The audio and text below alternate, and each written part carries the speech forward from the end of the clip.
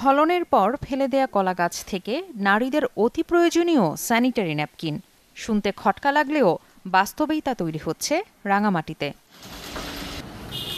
পরিবেশ বান্ধব এই স্যানিটারি ন্যাপকিন তৈরির জন্য প্রথমে বাগান থেকে সংগ্রহ করা হয় উচ্ছিষ্ট কলা গাছ।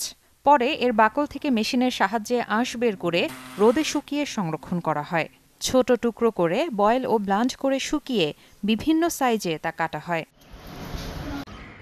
ক্যানভাস ও পানিরোধক কাপড় দিয়ে তৈরি করে কয়েকটি ধাপ শেষে আল্ট্রাভায়োলেট রশ্মির সাহায্যে যা জীবাণুমুক্ত করে প্যাকেটজাত করা হয়।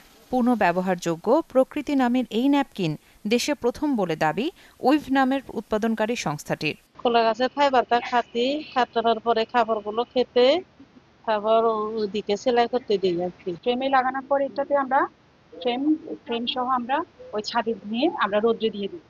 কড়া রোদে শুকানোর পরে এটা তারপরে এখানে সেলাই করে আর কি। ইউভি মেশিন দিয়ে জীবাণুনাশক হিসেবে ইউজ করি শেষ পর্যায়ে।